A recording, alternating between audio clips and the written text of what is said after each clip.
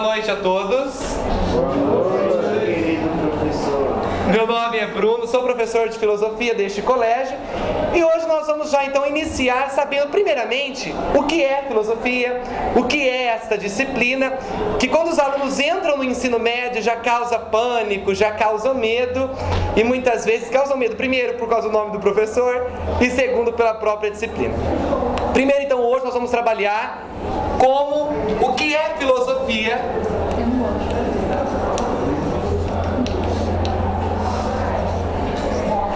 Dando então o seu nascimento.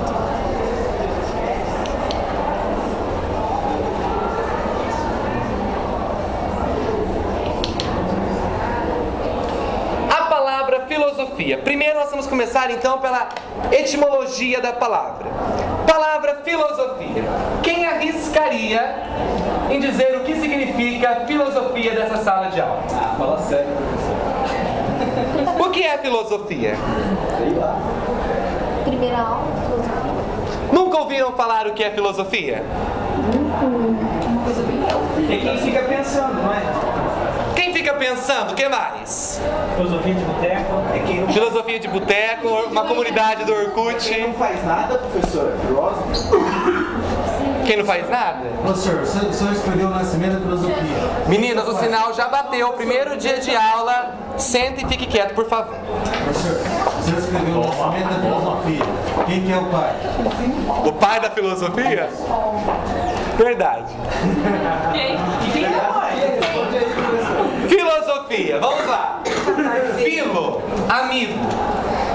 Sofia, sabedoria. Amigo da sabedoria. Amigo pensante. Ou seja, é uma disciplina não como as outras disciplinas práticas, como matemática, física e química, que são disciplinas exatas que vocês terão a partir de agora no ensino médio, mas sim uma disciplina reflexiva que traz um papel humanizador e conscientizador na vida de cada cidadão. Por isso ela voltou agora para o ensino médio. Ou seja, trazer então e fazer com que os alunos pensem e reflitam sobre temas atuais. Claro que nós vamos estar nos policiando com temas históricos da filosofia, mas não deixando de fazer reflexões sobre algum tema atual, contemporâneo, assuntos que nós vemos aí através da mídia e assuntos que estão eclodindo todos os dias na nossa sociedade. Vejamos bem, a filosofia nasce então na Grécia Antiga, na periferia. Na favela? Sim, por que ela nascia na favela? Porque ela nasceu na favela. E os mano? pobre tinha que Vamos fazer uma associação com o nosso mundo e com a nossa sociedade contemporânea. Infelizmente, as pessoas menos favorecidas ainda muitas vezes não tiveram um acesso à escolarização. E por isso muitas vezes não tiveram um trabalho digno, né, de uma certa boa renda, digamos assim. Na Grécia Antiga não foi de uma forma diferente. Aquelas pessoas acreditavam que tudo aquilo que elas não tinham como explicar era normal e era comum para elas. Muitas vezes as crenças... Pegamos um exemplo, para ficar bem claro que nós vamos entrar agora em mitos. Um exemplo bem claro para falar da Grécia Antiga é que na periferia da Grécia acreditava-se muito em mitos. Um exemplo de mitos que não é, né, mito não é lenda, mas eu posso associar para que fique mais claro para vocês. Digamos sobre a lenda do Saci Pererê.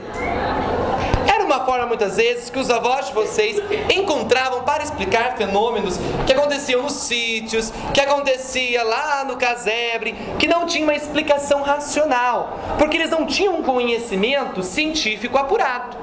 Eles não tinham conhecimentos, muitas vezes, científicos para apurarem e transformar isso em racionalização. Então eles usavam das crenças e do senso comum, ou seja, usavam das propriedades que eles mesmos tinham.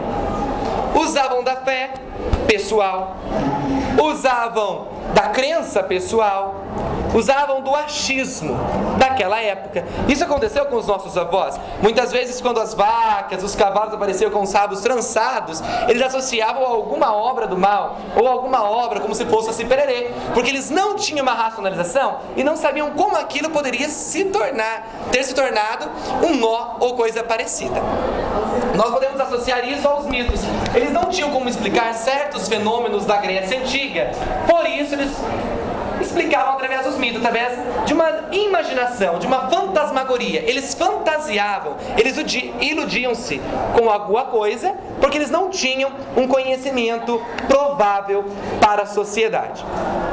Portanto, os sábios, que eram pessoas estudadas, descem até essa periferia da Grécia Antiga e vai fazer então esse trabalho de racionalização, esse trabalho de reflexão, fazer essa transformação do senso comum.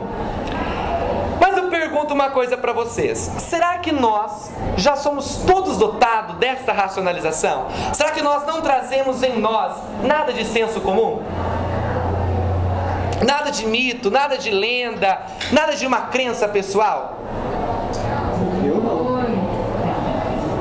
Qual a diferença de mito e folclore, professor?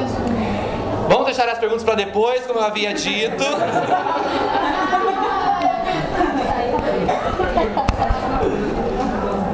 A diferença, então, entre esse senso comum e esse senso científico, essa atitude científica, acontece, então, quando os sábios vão à periferia da Grécia Antiga e trabalham com essas pessoas, muitas vezes menos favorecidas, porque não tinham acesso, muitas vezes, a essa cultura intelectual, e fazem esse trabalho de reflexão. Vejam bem, eles poderiam, vamos dar um exemplo, eles poderiam ter chegado nessas pessoas e ter perguntado: mas como você prova que os cavalos estão com um nó pelo Saci Pererê? Ou seja, faziam aos poucos com que as pessoas pensassem e as pessoas refletissem que aquilo poderia não ser aquilo que acreditavam como verdade absoluta. Quer um exemplo fácil para nós entendermos hoje? É o exemplo da religião. É o exemplo da religião. Quem aqui é cristão? Nossa! Vocês são poucos, né, então? Desde pequeno nós conhecemos, sendo cristão ou não, desde pequenos nós temos uma cultura e achamos que existe um Deus, que existe um ser superior. E nisso vem dotado de vários misticismo, de várias crenças, de várias culturas, que muitas vezes foge, muitas vezes não, com certeza foge dessa racionalização. Ou seja, nós atribuímos muitas coisas a Deus porque nós não temos explicação. Quem aqui nunca foi à igreja e viu certos fenômenos que não tinham explicação? Por quê? Porque infelizmente são pessoas muitas vezes que não fazem esse processo de racionalização e deixam-se ser dominadas. Ou seja, esse é o ponto principal da filosofia na vida do ser humano: não deixar-se ser dominadas ou levadas por certas ideias. A filosofia torna-nos críticos, indagadores, e nós sempre duvidamos do que seja possível. Ou seja, a filosofia